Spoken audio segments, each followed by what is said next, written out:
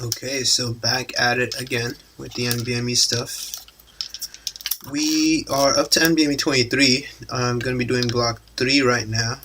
And I just got really sick last night. Yesterday in the morning, I could feel my throat felt a little extra dry. And then as the day kept going, I could kind of feel like a weird dryness in the back of my nose and the back of my throat. And then when it came to midnight, I laid down to go to sleep. I could tell I really couldn't even like swallow any spit. It was just really painful in my throat. So I had a really sore throat, a bit of a headache, slight body ache, not much though. So I got myself just got myself a Dayquil right now. I'm gonna pop this in and then get started.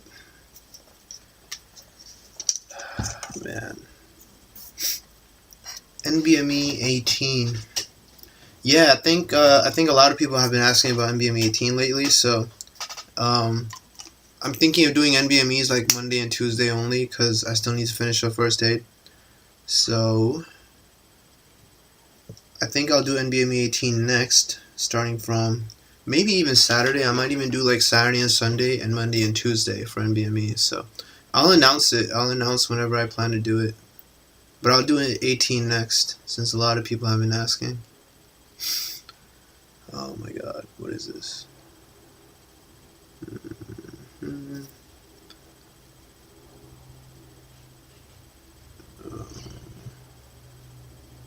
30 mLs.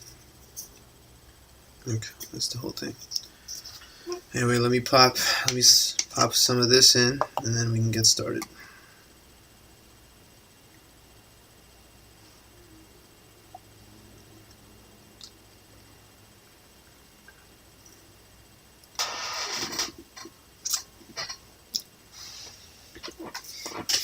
Dayquil.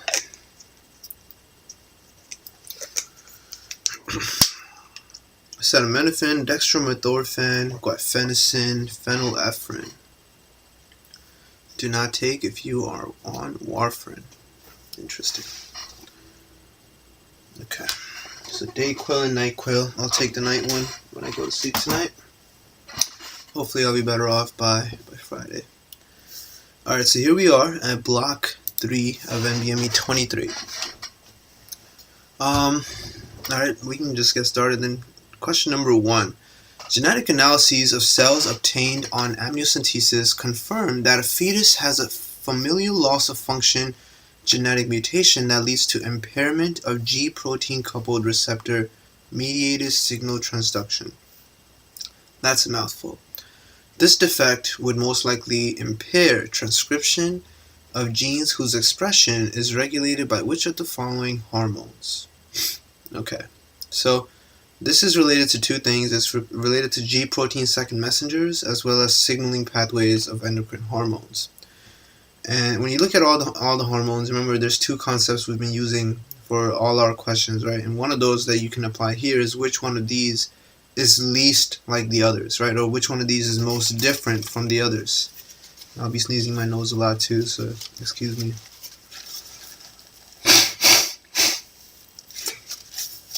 So when you look at all of them, epinephrine is actually the least like the others. A couple of them are cortisol derivatives.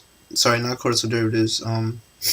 Lipid derivatives, right? They're actually cholesterol derivatives, like progesterone. And then you could tell like progesterone, testosterone, and estradiol, they kind of fall in the same category of things. Hydrocortisone, insulin, and thyroid hormone. You can probably knock out hydrocortisone because that's not exactly really a hormone per se. And when it comes to G protein coupled receptors, epinephrine is the one hormone in this list that's actually related to that. So if we go to page 244, we can take a look. G protein coupled. Remember, so these are all your G protein linked second messengers. You have your epinephrine, norepinephrine. Right here, you have your parasympathetic acetylcholine, dopamine, histamine, vasopressin. Of all of these, the only one as choice we had from any of these things was epinephrine. The other thing is your signaling pathways. So that's one of the pages you need to revisit like every day until you have it down. and you got to use your memorization tools, whatever you made up. I made up a bunch of things that I shared when I did this video. So as far as G protein coupled, you need to understand that the other hormones they had in the answer choices there kind of all fall into different categories, right? So all your cholesterol derivatives, for example, progesterone, estrogen, testosterone, estradiol, and then the hydrocortisone, which I guess would fall under cortisol, those are all going to use intracellular receptors. Completely different thing, right? They actually work with DNA, cause transcription with zinc motor fingers, etc., etc. Your other answer choices like thyroid hormone. So remember that thyroid, there's TSH up here, right, and TRH down here. So those two guys are in different sections, and you got to make sure you don't confuse them. All right, so TRH uses GQ and IP3. It's a releasing hormone. Same thing with GnRH as well. But all the other guys from Flat Champ, they're all up here. There's a lot that falls under cyclic AMP using GS. So you need to bookmark this page as one of the pages that you kind of revisit every day until you have it all down in your mind. And if someone mentions a hormone from this entire page right here, then you should be able to talk about what kind of receptor, what pathway, etc. All right. So receptor tyrosine kinase was the MAP kinase. You need a map to grow your colony or whatever in video games, right? And that's kind of how you want to think about these things. So these are all anabolic things. Insulin is also anabolic, and then the rest of them are growth factors. Non-receptor tyrosine kinase are all things that use your JAK-STAT pathway, and these are all your acidophils and cytokines. Super straightforward, right? Take your time. You don't need to try memorizing all of them at the same time. Memorize one group, then come back, memorize a different group, and so on. Number 2, a 62-year-old man with a blood pressure of 220 over 160, which is really bad, requires treatment with a drug that decreases heart rate and systemic vascular resistance. Okay, which of the following drugs would acutely decrease his heart rate and systemic vascular resistance? Well, we can take this question in many ways, right? We need to find a medication that does both things: decrease heart rate as well as decrease blood pressure. And in general, if you ever think of someone telling you a medication that decreases heart rate, you should start thinking of beta blockers. And as far as beta blockers are concerned, beta blockers are used for blood pressure as well. Right? Beta blockers are also often used for people with migraines because sometimes people's migraines are actually related to blood pressure. So here, you might be confused between labetalol and propranolol. Albuterol is something that should ring a bell more so for asthma stuff, right? Prazosin, terazosin, all of those are medications that are more so related to alpha receptors, and they work for BPH. Right, so that's a whole different category of stuff.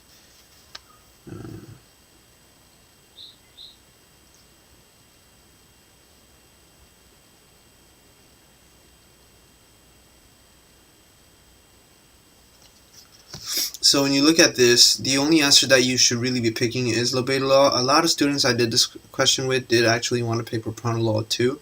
So beta-1 blockers reduce heart rate, which you know that. The beta-1 receptor is related to the heart, right? Because you have one heart.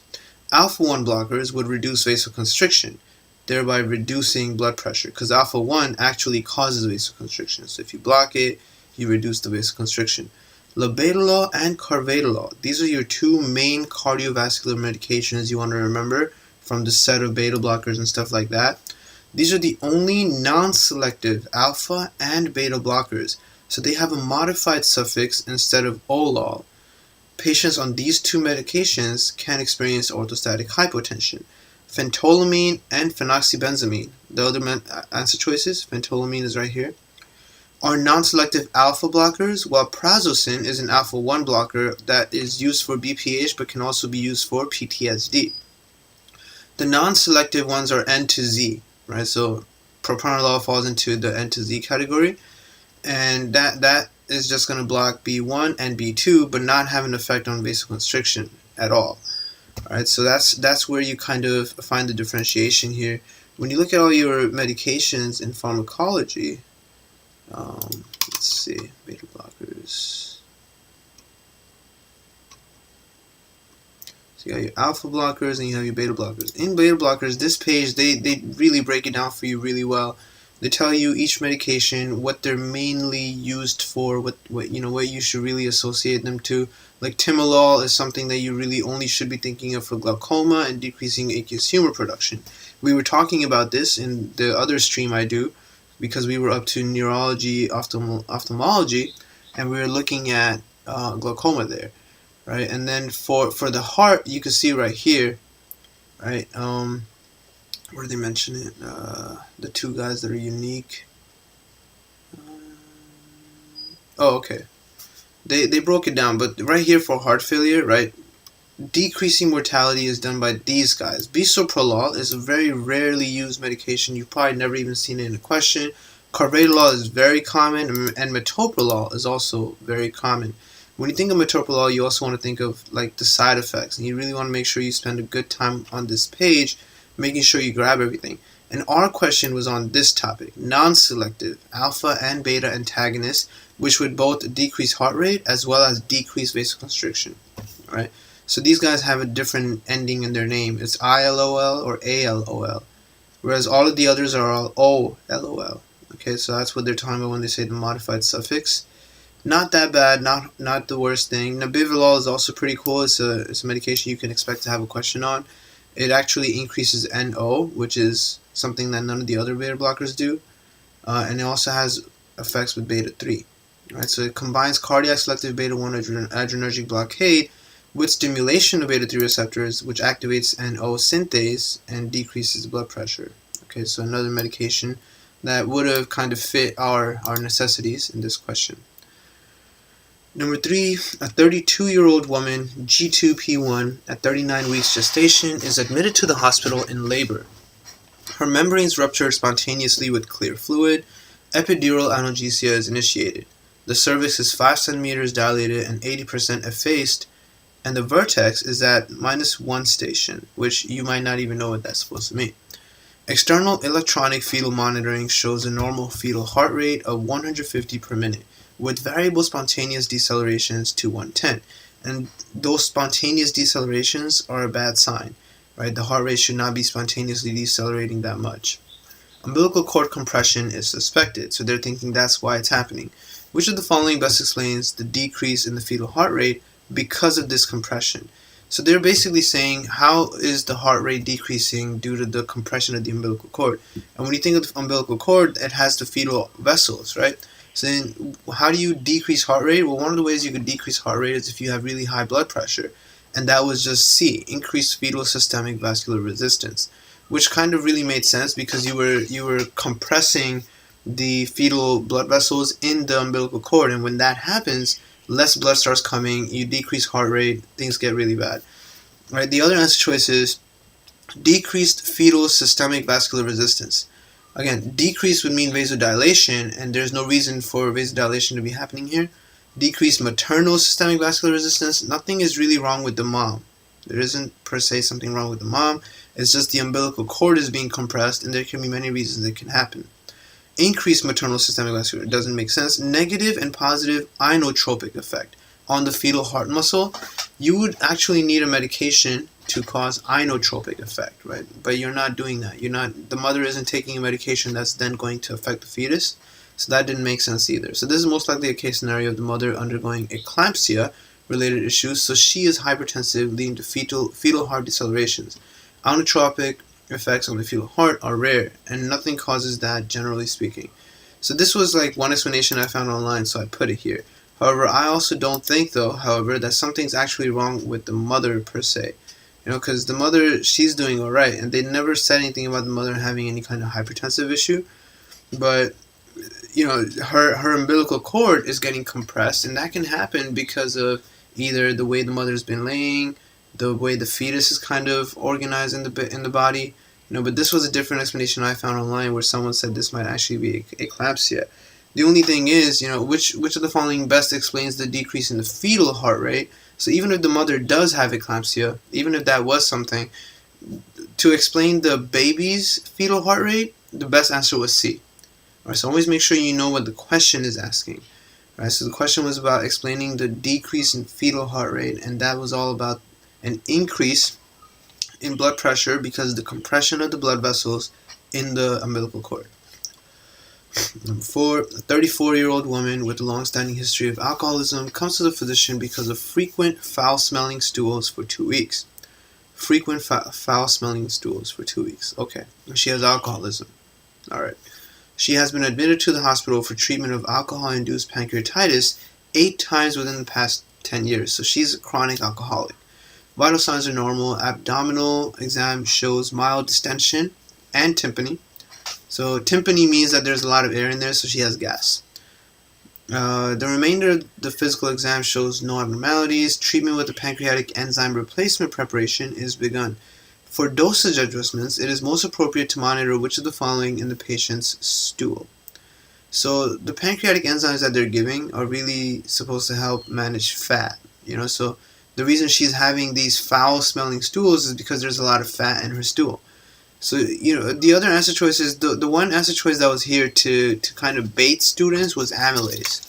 If you were thinking along the lines of pancreatitis and you really just want to start, monitoring amylase, you would pick that. However, you don't really per se monitor amylase from stool. So if you read the question correctly, they want to make measurements of something that's in the stool, and then you can cancel out a bunch of answer choices at that point, and fat would be the only one that would really make sense. Okay, so chronic alcoholism can often lead to pancreatitis, and you lose your pancreatic enzymes, and the pancreatic enzyme related to fat is the lipase. Right? That's the one that's more important anyway.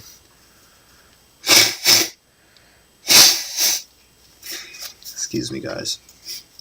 But yeah, lipase is the one that's like a little more significant when you're thinking of pancreatitis. So do not fall for baiting answer choices like that. This one was cool. This is something that a lot of people don't know about, especially if you haven't really done upper level math. So this one says an investigator is studying 2 drugs X and Y, to determine which has the greater bioavailability in a healthy human volunteer. The drugs have similar mechanisms of action. If drug X has the greater bioavailability compared with drug Y, which of the following parameters is most likely to be greater for drug X than for drug Y if both are administered at the same dose? And I've actually done this topic before, so I knew the answer was just area under the curve. So we can actually go take a look at this, because I have a graph to show visually what that's about. Let me see where I put it. Yeah, right here. Okay. So this is a graph about pharmacokinetics. Okay. And this is the question we're kind of looking at.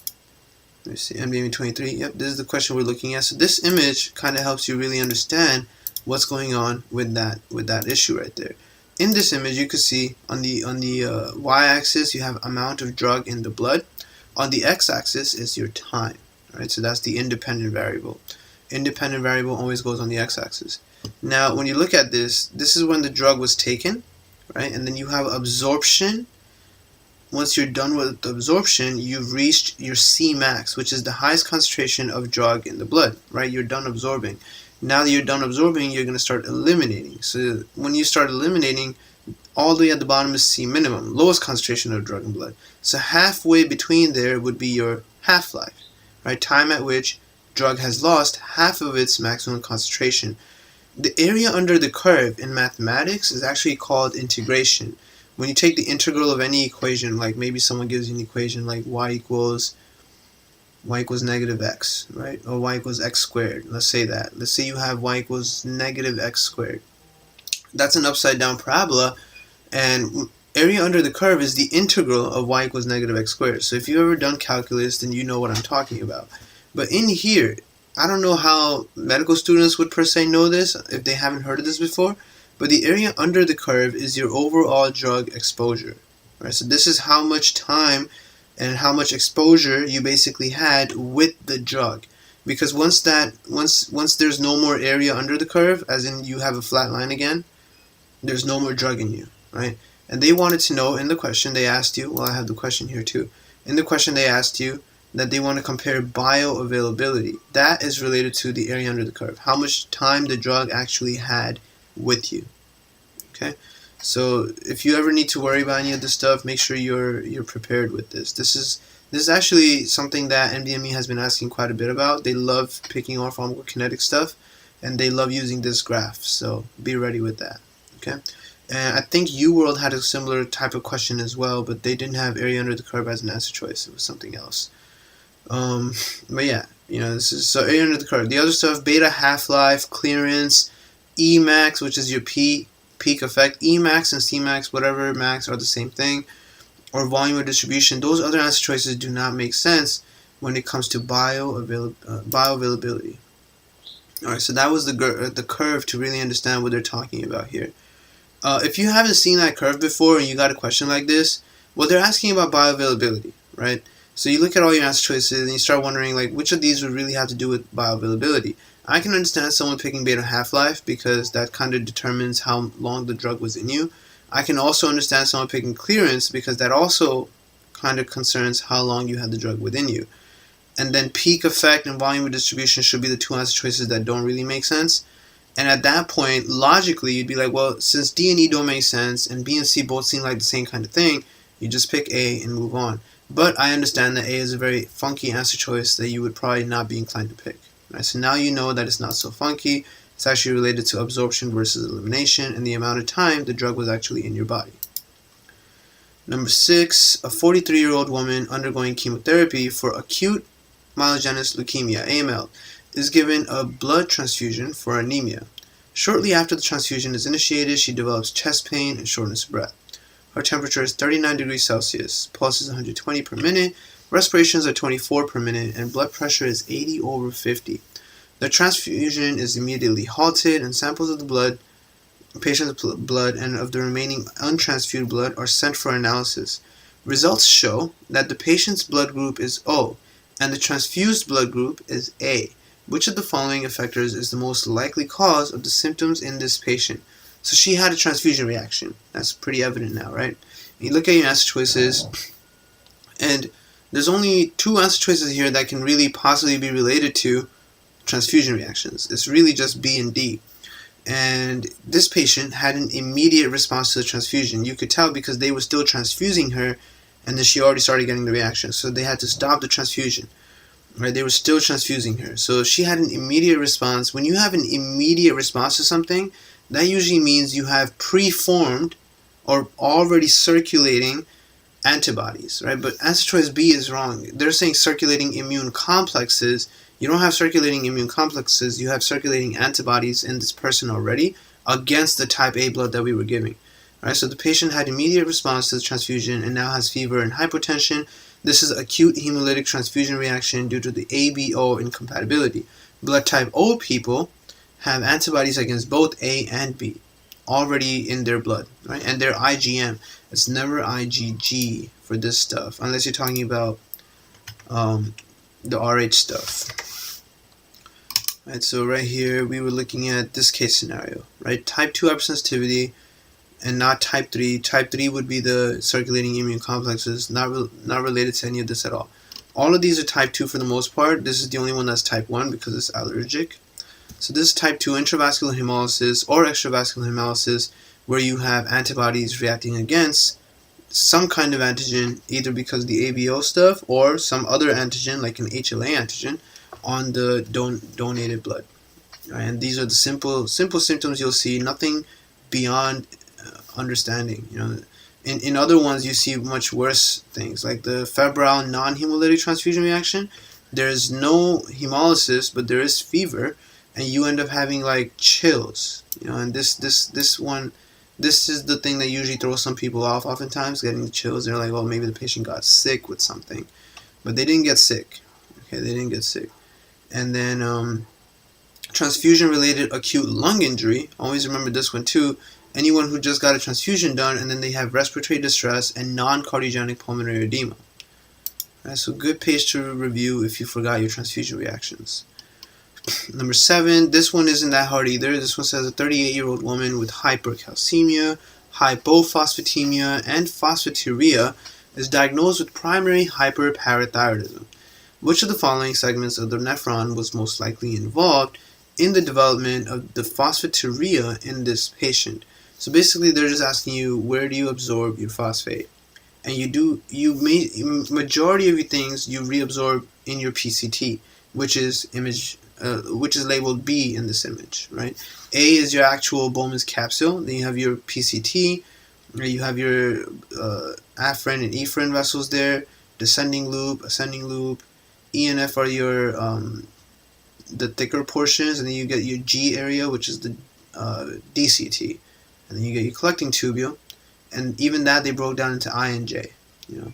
But again, that was just there, like all the breakdowns are just there to confuse you. This was a straightforward question about the PCT, alright? So here I explained at the DCT, PTH helps reuptake calcium. So the DCT is the reason for hypercalcemia in this patient with primary hyperparathyroidism. The PCT is where PTH works to inhibit sodium phosphate channel, leading to more phosphate excretion. Our question was about the phosphate, so we would pick B. Okay, so that's it for that stuff. Number 8, a 68-year-old woman has a 6-month history of weakness, fatigue, and weight loss associated with widespread autoimmune destruction of both adrenal glands. So that's really bad. She has no other glandular dysfunction. Which of the following sets of findings in serum is most likely? And you need to make sure you know this stuff like super well. Like you should be able to talk about this without the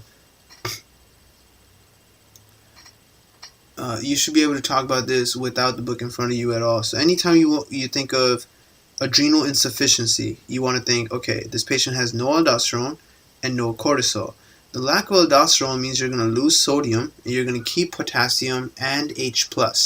When you keep H+, you lose bicarbonate, right? You can't keep the acid and the base. So when you keep the acid, you lose the base. Losing bicarbonate means that you're going to keep chloride because you have the basolateral bicarbonate chloride exchanger also found in the PCT. You didn't need all of that for this question, right? This question was really straightforward. You need to remember that you're going to have metabolic acidosis because you keep the H+, right? So that's going to be for pH, the arrow should be pointing down. You're going to lose sodium and keep potassium, and that's F. But you really want to make sure you know all of this because you can have, especially on step 1, you can have more things on this. You could have also had chloride here and bicarbonate here, a lot of stuff.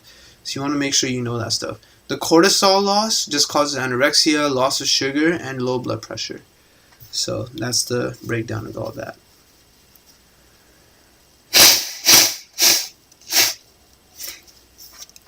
Man, it's so annoying. Okay. Number 9, an 18-hour-old male newborn is 61 centimeters long and weighs 5,443 grams. So 12 pounds is actually a little heavy. It should be like 9, 8, 9. Even that's considered on the bigger side, but 12 is pretty big. His mother has type 1 diabetes. His serum glucose concentration is 20. Which of the following fetal conditions immediately prior to birth most likely precipitated the newborn's postnatal hypoglycemia? So the answer choices here are actually pretty confusing, so here's the full explanation. A diabetic mother that did not control her diabetes will have high insulin. The sugar from the mother crosses the placenta and causes the neonate to make more insulin too, because insulin from the mother cannot cross the placenta. Insulin shuts down gluconeogenesis and causes glycogenesis, right? So B is wrong, right? Decreased glycogen concentration. I don't know the glycogen concentration compared to an adult patient, but a decrease in glycogen concentration would indicate glycogen glucose release, which would not be a hypoglycemic state, right? So answer choice B was, there's no way you would pick that. If you have low glycogen, that means you broke down your glycogen and you made sugar. You made glucose. But this baby's glucose is too low. C, decreased glycogen synthase activity. Well, if you have decreased glycogen synthetase activity, then that means that you have energy catabolism, and that would also lead to higher serum glucose levels, which is false, right? The only time you stop glycogen synthetase activity is when you're actually breaking glycogen. Remember that, right? If you're not making glycogen, that means you must be breaking it. Decreased serum insulin concentration, as choice D. If you have decreased serum insulin, then that would also mean you would have high amounts of glucose in your serum, which is also false here. And then E, increased serum insulin-like growth factor, IGF. Increased IGF does not bind nearly as well to insulin receptors as insulin does, and so would have to be in extremely high concentrations to have this effect. IGF is associated with growth and muscle development. And this is like just to throw, this answer choice was just there to throw you off, because in this answer choice you can read increased insulin. An increased insulin would make sense. If you have high insulin, you're going to have low glucose. But this child, remember, this is just a child being born to a mother with high amounts of sugar and not enough insulin. It doesn't matter how much insulin the mother has, though. All of that mother's sugar is going to go into the placenta and go into the fetus. Now the fetus has to start making a lot of insulin too. Right? And that's why the baby is going to have decreased gluconeogenesis. All right? All of that sugar that came into the baby's not even trying to make new sugar now. The baby has excess sugar coming in from the mother, and the baby has to try making as much insulin as it can, even though it was just born, right? And it's not really well equipped to make insulin like that. 10. A 39-year-old man comes to the physician for a routine health maintenance exam. He has no history of major medical illness. His pulse is 62 per minute. Blood pressure is 124/80. Grade 3 out of 6 systolic ejection murmur is heard at the apex and does not radiate. The murmur is louder when the patient is standing. An ECG shows ventricular hypertrophy. This patient most likely has a mutation in which of the following? So then you start looking at your answer choices, and even if you're not 100% sure what's wrong with the patient, you need to figure out which one of these things can even be mutated to cause an ejection murmur, decrease the heart rate, because 62 is not that fast. 62 is actually pretty slow. That's almost 1 beat a second. But not really do anything to blood pressure, right? And mainly we're seeing the ventricular hypertrophy on ECG. So the only thing from here in this list of answer choices that was related to the heart would be your beta-myosin. And when you see that answer choice, that should ring a bell for hypertrophic obstructive cardiomyopathy. Right? Mutations in myosin binding protein C and beta-myosin heavy chain lead to an autosomal dominant HOCM, hypertrophic obstructive cardiomyopathy. These patients can die of sudden cardiac death due to ventricular arrhythmia, and there's an S4 in these patients due to a non-compliant ventricle and systolic murmur that intensifies with decreased blood volume, such as with standing. Right? That's what so they basically snuck in a cardiovascular maneuver into the question. Right? They tell you that when the patient stands up, the murmur is louder. Okay, and that's because there's more volume now in the heart. Number 11, a 45-year-old woman comes to the physician for a follow-up exam. She has mild renal failure, cholelithiasis, and eczema. So that's pretty bad. So renal failure, she's got some issues with her liver, right, with stones, gallstones, and eczema. So that's more of a skin thing. She is 160, so 5 feet 4, and weighs 210 pounds. So she's obese, BMI is 36. Physical exam shows hoarseness and coarse hair. Serum studies show hyperglycemia, increased TSH concentration, hypercholesterolemia, and hypercalcemia. So the increased TSH means she's also hypothyroid. In addition to treatment for hypothyroidism, pravastatin is prescribed. This patient is at increased risk for which of the following conditions as a result of this treatment? Such an easy question, right? Such an easy giveaway question. If only all questions could be that easy.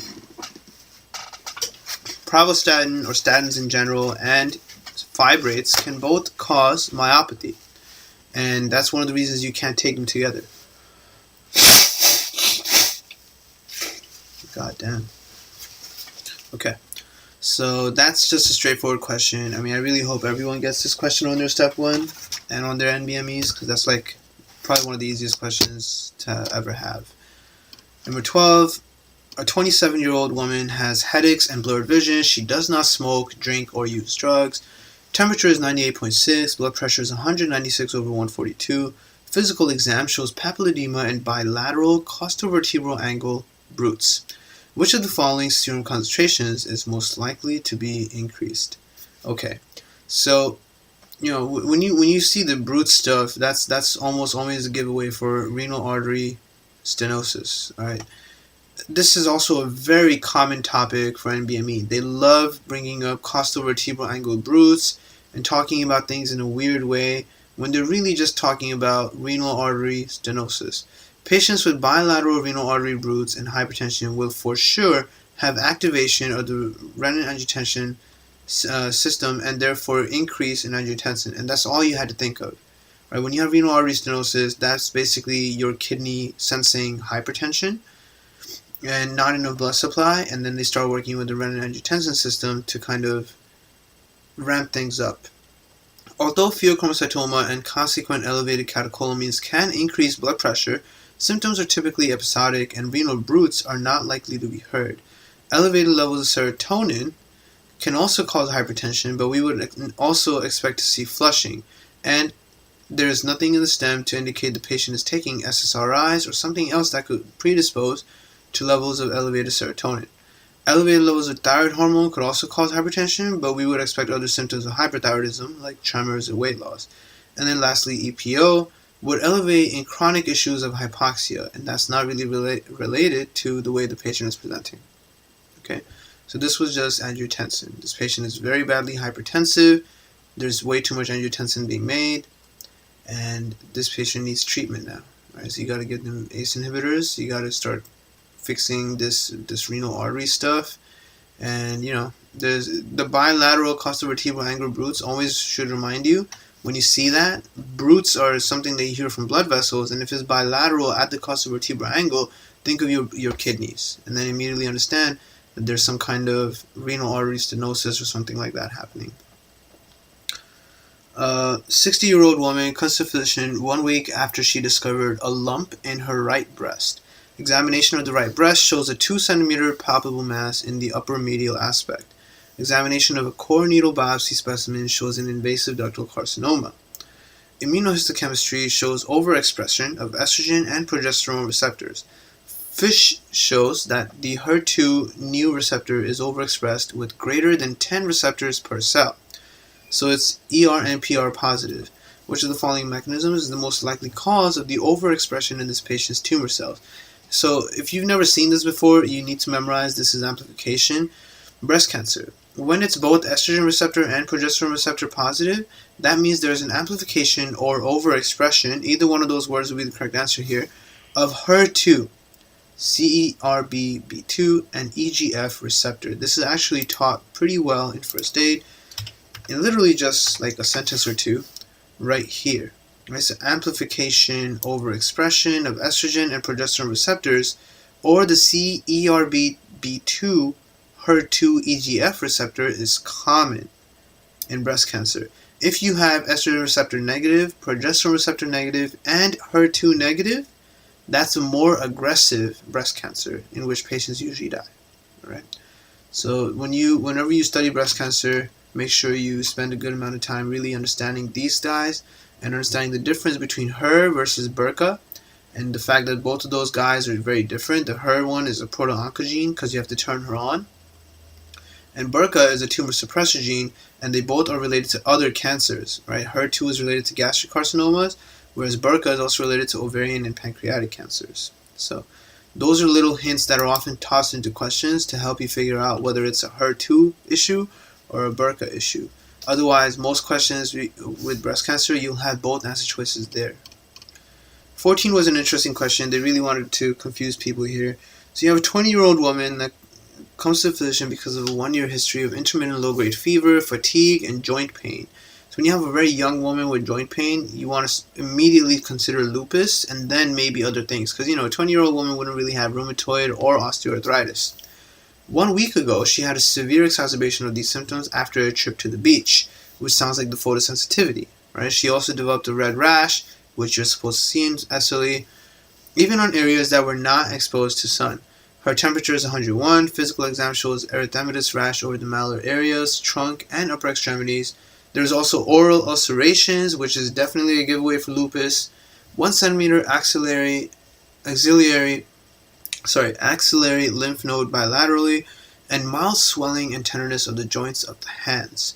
Serologic studies show an anti-nuclear antibody titer of 1 to 200. Further studies are most likely to show a mutation of a gene encoding which of the following proteins. And even if you don't remember C1q, you should know that the others are not related to a mutation of a gene in lupus, right? For example, a patient with lupus might have high CRP because of inflammation, but that's not what the question is asking about. We're talking about a mutation in a gene encoding one of these proteins that occurs in lupus patients. And it's not mannose binding lectin, it's not interferon gamma, it's not amyloid A. None of these things are things that are going to be mutated in lupus patients. So you just pick A, even if you don't quite remember it. But first aid does tell it to you. So if you come to lupus, they tell you right here, associated with deficiency of early complement proteins like C1q, C4, C2, leading to a decrease in the clearance of immune complexes. All right. This is also taught in the immunology chapter, where they tell you that the early complement deficiencies are related to lupus, whereas later complement deficiencies from C5 to C9, those are related to recurrent Neisseria infections. All right. So that's kind of what this question was about. A 50-kilogram experimental animal receives 1 liter of 5% saline intravenously. Which of the following changes in body fluid, volume, or osmolality is most likely in response to the 5% saline? So forget what the animal is. You take anybody and you give them 1 liter of 5% saline, what's going to happen? And saline is basically, 5% saline is like high in salt. Okay, so you basically made this animal drink a lot of salt water. So what's going to happen? Well, intracellularly, right, osmolality should increase. Right? Osmolality is your solute concentration. Always remember that. If the word osmolality confuses you, just replace osmolality with the phrase solute concentration. You just made this animal drink a bunch of salt water. Their solute concentration should increase intracellularly as well as extracellularly. They're going to have a lot of salt everywhere. Now, intracellularly, volume should go down, and extracellularly, volume should go up. Why? Because all that salt is going to pull the water out. You're going to have osmosis, right? So normal isotonic saline is 0.9%, and this animal is getting 5% hypertonic saline. So there will be more solutes in the ECF, which will cause fluid to osmose from inside the cell to outside. So now the inside of the cell will have less volume and more solute concentration. Right? So inside is also going to have less volume and more solute concentration. And the outside of the cell just received more solute, so the solute concentration will go up there too, but volume will also increase. Right? A lot of people wanted this last part to be a little different. Since all the volume went from inside to outside, they felt that the osmolality should not change, but 5% saline is a lot. Right? So no matter what, solute concentration was definitely going to increase in both places. And if you did that, if you understood that, you would really just be down to answer choices D and F, and you would understand that volume from inside should be coming out because that's kind of what water does. It goes to where the solute concentration is higher, and you would eliminate answer choice D. All right. So do not get confused by questions like this just because they're trying to intimidate you. Right? There's nothing difficult about that question. 16. A 44-year-old woman comes to a physician because of a 3-week history of severe headache. She is 157 centimeters tall and weighs 86 kilograms. BMI is 35 kilograms per meter squared. Fundoscopic exam shows papilledema. An MRI of the brain shows no abnormalities. A lumbar puncture is done. CSF analysis shows an opening pressure of 32. In addition to recommendations regarding dietary changes and weight loss, treatment with acetazolamide is begun. This drug will most likely improve the patient's symptoms by which of the following mechanisms? So now they're basically asking you, how is acetazolamide going to help this patient who's having severe headaches and papilledema, which are all signs of intracranial hypertension. So how is acetazolamide going to help with intracranial hypertension? It's going to decrease CSF production by the choroid plexus, and you just need to know that. The book does not mention this medication lowering CSF production in patients with idiopathic intracranial hypertension, but it does mention that this medication treats idiopathic intracranial hypertension. Right? They don't mention the mechanism, but they do tell you that you can use this medication for these patients. The mechanism, now you know, is by decreasing CSF production. Also, the other answer choices don't quite make sense. Decreased venous pressure around the arachnoid granulations is not something that really, is a real thing. It's not a real thing. Increased permeability of the tight junctions between endothelial cells is not related to CSF or the arachnoid granulations. Increased sodium permeability of the ependyma. Again, just a random thing to confuse students who might be like, maybe I don't know about it, and this is probably the answer. And E, increased water transport by astrocyte and foot processes. Again, that doesn't make sense. They really pulled out some good answers out their ass because none of these answer choices really make any sense.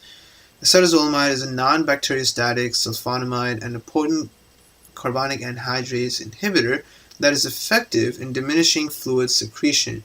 It lowers intracranial pressure by decreasing production of CSF. Inhibition of carbonic anhydrase results in a drop in sodium ion transport across the choroidal epithelium. Reduction of CSF production occurs within hours. Alright, so really important medication to make sure you know. Acetazolamide will be on your step 1 for sure, definitely. Very high yield medication.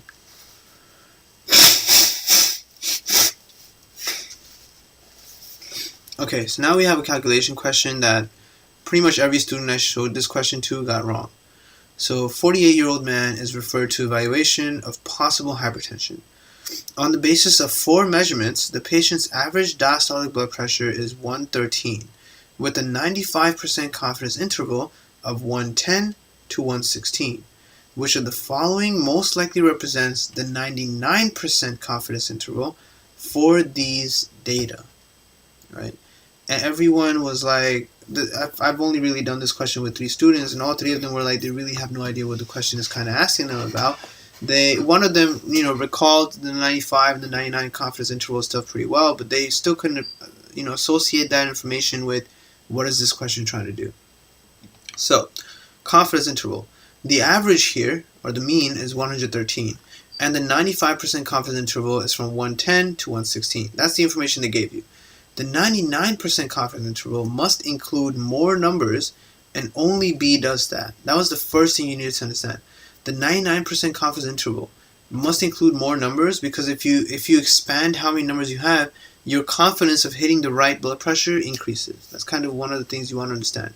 The 95% confidence interval includes 1.96 standard deviations, or 2 standard deviations. So that means with the average being 113 to 116 is 2 standard deviations.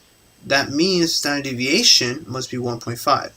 And the 99% confidence interval is bigger. It uses 2.5 standard deviations, which means you're going to need to expand even further out. So now it's going to be a bigger confidence interval of 2.5, 1.5. When you this is supposed to be a plus sign here, which equals 4.5. Right. So now it's going to range from 113 plus or minus 4.5, which really only fits answer choice B. That's it. Okay. So what's happening here? You are actually able to figure out what the standard deviation is just by the information they gave you. And if you couldn't do that, then you would get lost, right? When they gave you this first sentence that the average is 113 and the 95% confidence interval is 110 to 116, well, 95% is 2 standard deviations. 2 standard deviations means that if you went from 113 to 116, and that's 2 standard deviations, right, plus 2 standard deviations, then plus 1 standard deviation must have been 1.5. So you find that. You find your 1.5. Now you know that to get the 99% confidence interval, you have to go to almost 3 standard deviations, which means you're expanding more on both sides, and expanding more on both sides was only done by answer choice B. Okay, so that's really all that you had to figure out. If you didn't figure that out, then you would be very lost, and it'd be a much more difficult question. So spend a little bit of time making sure you grasp this today, so you don't have to come back to it again. If someone tells you the 95 or 99% confidence interval of any set of statistical data, you should be able to figure out what standard deviation is, and remember the 2 and 2.5 for how many standard deviations each one of those guys is causing. Right? Confidence interval is also related to another thing that takes more time, and you have to make sure you revisit that separately. Remember that the 95% confidence interval for any mean difference between 2 variables will always include 0. And if it does, right, then there is no significant difference, and your no is not rejected. Right? If it does not include 0, then you have a different scenario there. Right? But always remember, if you have a 95% confidence interval for a mean difference, the difference between averages, and that thing includes 0. I think I said it always includes 0. It doesn't always include 0. What I'm saying, in your questions, it'll probably include 0. If it includes 0, right, then that means that whatever you were testing, there's no difference. Everything's the same.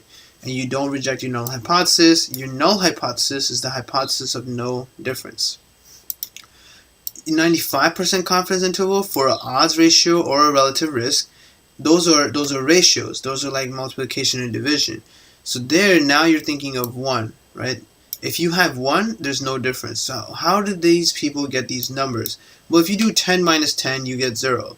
So if both guys are the same, right? Let's say you're rating two guys, right? And they're both a 10. Then there's no difference between the two guys because the mean difference between them, 10 minus 10, is 0, right? Similarly, if you're using odds ratio as a relative risk to evaluate the differences between two groups of anything, when you divide a 10 by 10, you get 1, right? So the top and the bottom are both the same number. That means that there's no difference between them. Okay, so that's kind of how these numbers statistically come to be, right? 95% is usually going to be for a difference. So if the difference is 0, that means you subtract the two numbers that are the same. And 95% for odds ratio and relative risk is going to be a division. And if you get 1, that means you divided two numbers that are the same. So again, there's no difference. Okay, really make sure you understand that stuff. You're going to get questions with a bunch of numbers being thrown at you, and you need to see, do you have 0 in the set of numbers? Do you have 1 in the set of numbers? If not, then your statistical stuff is actually significant.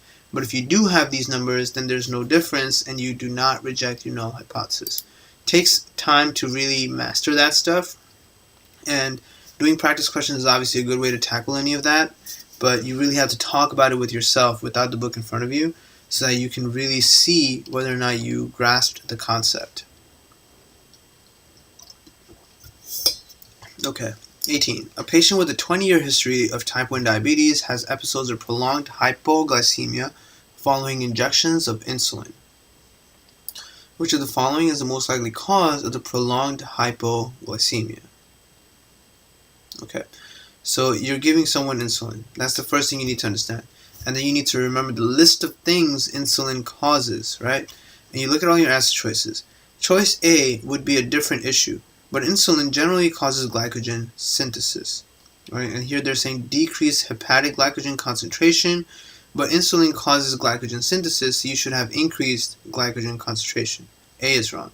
Catecholamine receptors are irrelevant here, but generally epinephrine beta 1 effects cause muscle glycogen breakdown, right? But here when they mention hepatic catecholamine receptors, not really related to what's happening to this patient. C, decreased insulin receptors would cause diabetes, hyperglycemia, as would insulin inactivation, right? So both C and E, those are case scenarios where the patient should not have hypoglycemia, right? Either because insulin is not working due to increased inactivation somehow, maybe you're breaking it down, or because you don't even have a receptor. So the only answer you could come down to was D, impaired release of glucagon. Right? This patient probably is unable to make glucagon for some reason. So every time this patient takes insulin, when they become hypoglycemic, they're not able to replenish the sugar levels because they don't have glucagon. That's it. Very rare thing, and definitely a bullshit way to ask this question, but it wasn't a hard question. 19. The parents of a 1-year-old boy with bilateral cleft palate come to the physician for counseling prior to conception. Both parents have a family history of cleft palate. They ask about the risk of recurrence in future offspring. Which of the following best describes the pattern of inheritance of this disorder? So again, a cleft palate, is not something that's autosomal dominant, autosomal recessive, right? It's not sporadic, and nor is it an X-linked thing. Of course, someone could get a cleft palate from a sporadic mutation, but the most likely answer choice here was to pick multifactorial. Having a cleft palate is not associated with a specific genetic disorder. It's more of a thing that just happens with many different genetic issues, especially with trisomies like 13 and 18. Okay, so now 20 had this image with it. A 20-year-old woman comes to a physician because of a 10-day history of a vaginal discharge and vaginal itching and soreness. Current medications include a multivitamin and an antibiotic for acne. And when you see antibiotic for acne, that should always ring a bell that this patient is probably taking something like doxycycline. Pelvic examination shows vulvar erythema and edema and a thick white vaginal discharge. Her vaginal fluid pH is 4.2. A photomicrograph of the vaginal discharge is shown.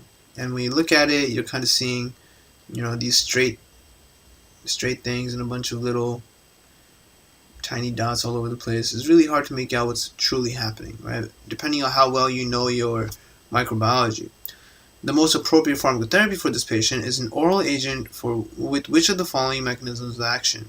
Alright, so you know that this is not bacterial immediately, right? You can already tell these are not bacteria. So when you see answer choices that have anything to do with bacteria, you kind of knock them out. Inhibition of cytochrome P450 dependent demethylation reaction. Again, this question was actually pretty hard, to be honest, just because of the correct answer.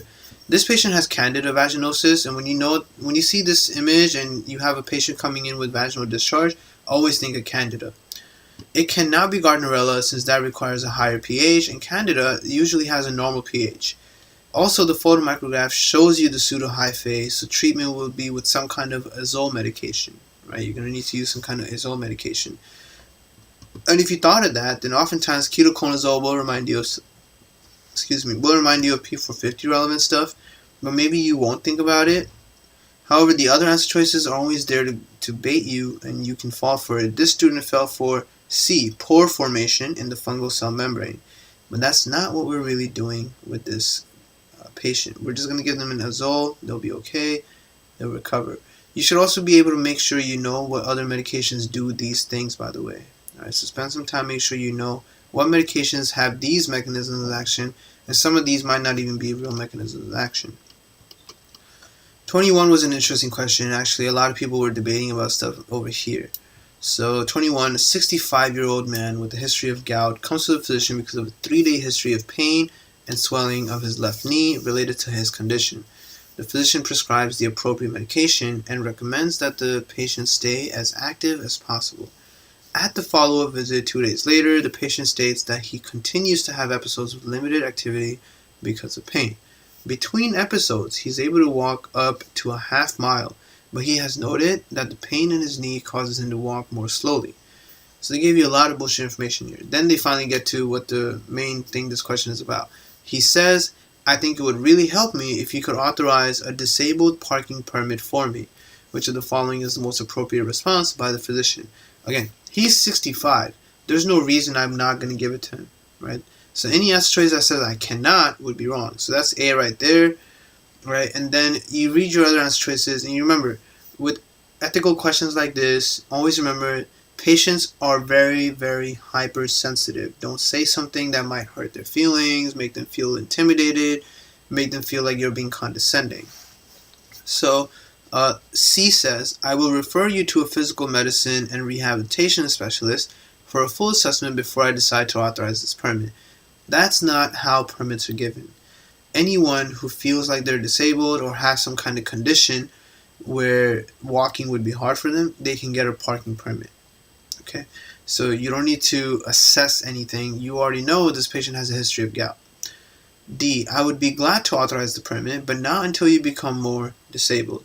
That's fucked up, right? Like, yo, I'll give it to you once you're completely limp. Like, who says that, right? So that doesn't make any sense. E, I would be glad to authorize the permit, but you first need the motor vehicle agency to determine your eligibility. This answer choice was a bait.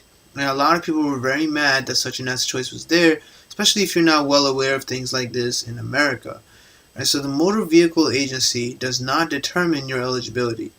The doctor does. Right? Whether or not you need the disabled parking permit is determined based off of whether or not you're a wheelchair user or if you have any debilitating conditions like arthritis or gout.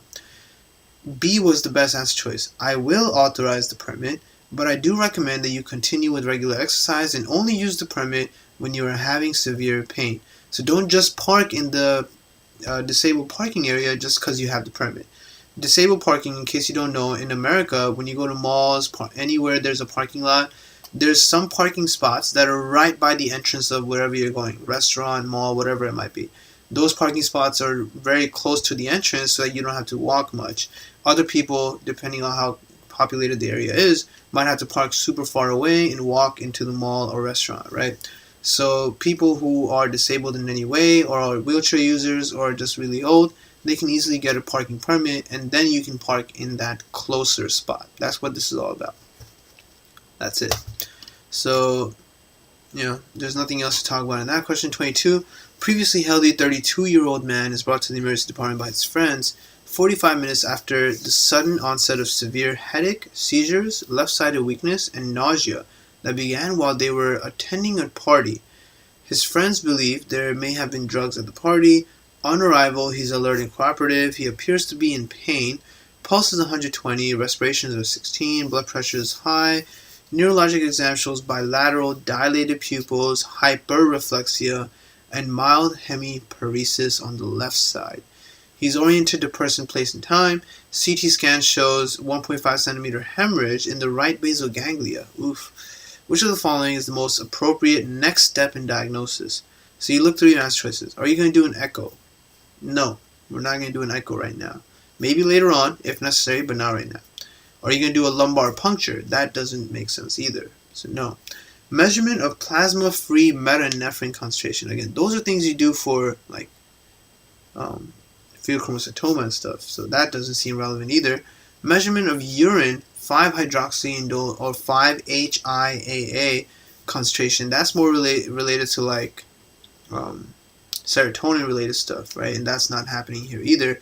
It made complete sense to just do a toxicology screening so we can find out what drug he must have had and then treat the patient appropriately based off of symptoms and knowing what the drug is. This patient clearly had drugs at a party and is now presenting with symptoms of some drug he took. He didn't overdose, but it's probably some hallucinogen, so it would be good to know what he had in case treatment is needed for any symptoms.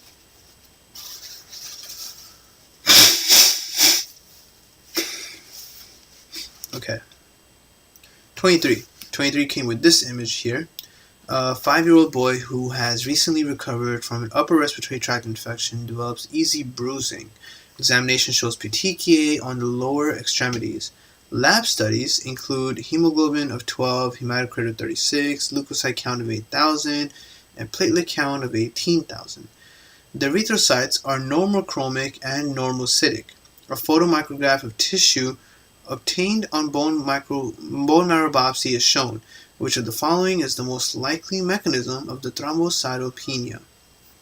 So you look at it, and there really isn't much to per se catch. You know, this is a bone marrow biopsy, and the number one thing you could tell that it's not a dry tap. It's definitely not a dry tap. So you look at your answer choices. Consumption of platelets by some kind of intravascular thrombosis. That sounds like DIC. And, you know, a 5-year-old boy recovering from an upper respiratory tract infection is not the clinical picture for a DIC. Disseminated mycobacterial infection. Again, mycobacterial infection that disseminated, we're talking about someone that's going to be really, really, really sick. And that's not what's happening here. Okay, so that's wrong too. Immune destruction of platelets, we'll come back to that. Replacement of bone marrow by fibrosis, no. Okay, if there was fibrosis, you would see dacrocytes, and you would see the fibrosis here. We don't have that. Replacement of bone marrow by leukemic cells was a bait answer choice. That wasn't the correct answer either. Immune destruction of platelets. This is actually a classic scenario of immune thrombocytopenic purpura.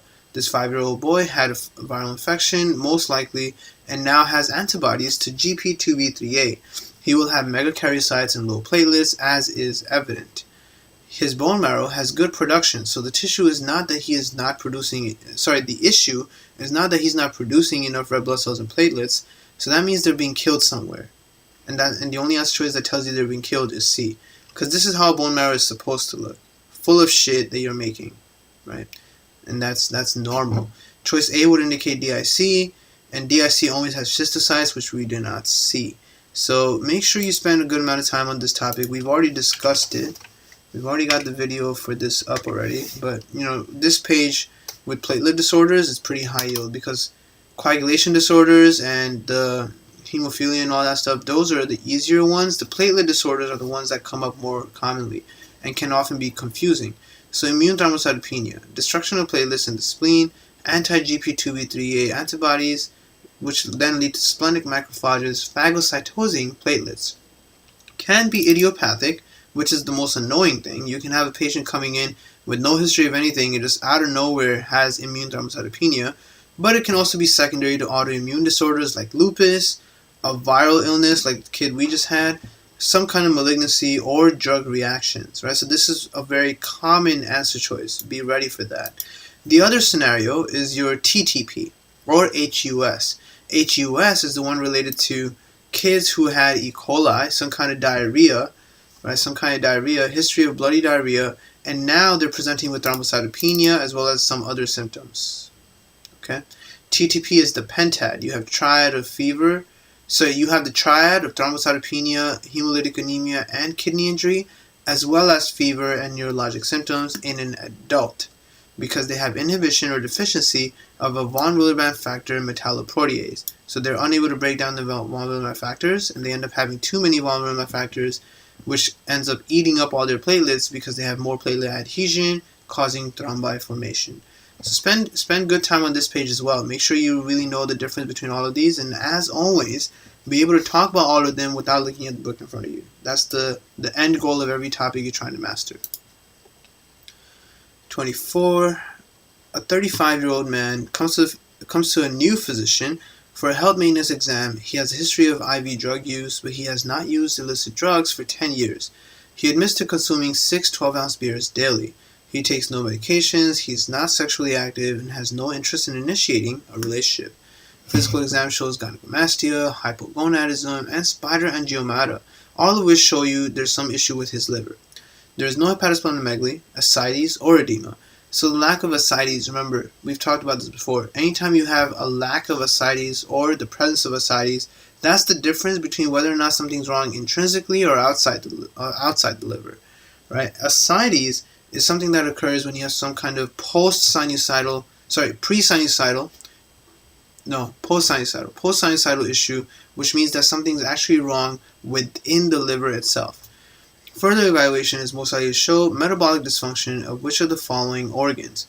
The way they asked this question was super easy. Once they tell you, the scenario was a little difficult to grasp, but the question they asked you is super straightforward. Something's definitely wrong with the liver.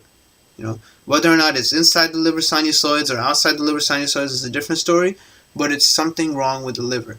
Liver cirrhosis, right? This patient has physical exam symptoms of a patient with liver cirrhosis, possibly due to excessive alcohol consumption.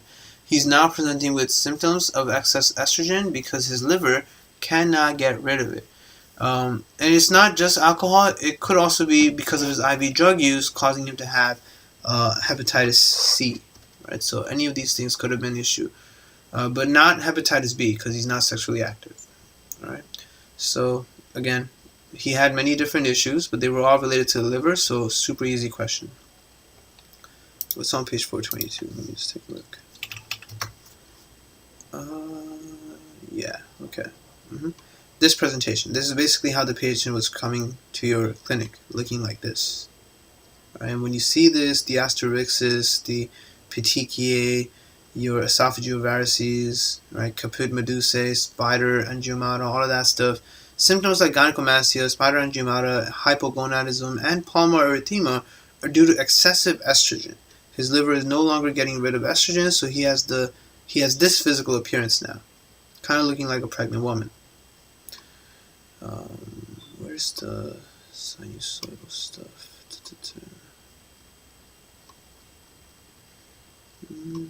I forget where I talked about it. But ascites is a really big topic, and it's always a giveaway for where the issue is. Always make sure you understand that, right? Whether or not a patient presents with ascites will help you figure out if something is pre-sinusoidal or post-sinusoidal. And if a patient has ascites, something is actually wrong intrinsically with the sinusoids, all right? But if it's not, if there's no ascites, then most likely it could be something outside the liver, like a thrombosis or something of the blood vessels going into the liver. All right, so the presence or absence of ascites is always a good tool to use to kind of pick the right answer choice. 25 was also easy. This is a 3-day-old male infant with Down syndrome. And then if you kind of already looked at your answer choices, Down syndrome is related to duodenal atresia. Down syndrome, repeated episodes of vomiting, bile-stained fluid, and has passed only small amounts of meconium-stained stool since birth. His stomach is distended. Pregnancy was complicated by polyhydramnios. Which of the following is the most likely diagnosis? Duodenal atresia. This patient has bilious vomiting in the first few days, which means that his duodenum has failed to recanalize. Right? The bile comes in the second part of the duodenum. So that means that food was at least reaching that far, but then there's issues after that. Right? So failure to recanalize led to duodenal atresia, and the rest of the duodenum is missing. Or not that good. The rest of the duodenum is not that well developed. he would have the double bubble X-ray, and this is associated with Down syndrome as well. And we can see that, right? This GIT is the easiest chapter of all of first aid, and you want to make sure that you know all of these guys very, very well, right? So when we look at duodenal atresia, we get this kind of double bubble sign where the stomach is distended, as well as the proximal duodenum, right? But then the rest of the duodenum is missing. That's why everything is just stuck there. So you get your double bubble sign, right? Associated with Down syndrome, and that's really all there is. It's a failure to recanalize. Jejunal and ileal atresia is the destruction of the mesenteric vessels, and in that thing you get a triple bubble sign, right? So here you can see terminal ileum has atresia here. So you get the apple peel issue that they talk about, and then the triple bubble, you have your stomach, duodenum, and the jejunum, right? Because now everything reached up to the jejunum, but then the ileum is gone, right? So that's jejunal atresia right there. Really nice stuff. Make sure you kind of really grasp the concept there, because when you see things like this, those are giveaways for the correct answer, and you easily end up picking the right answer. Nothing to be confused about. So, alright, I'm going to take a little break now. I'll be back in like 10-15 minutes, and we'll continue from 26 to 30 and wrap up, 26 to 50 and wrap up block 3.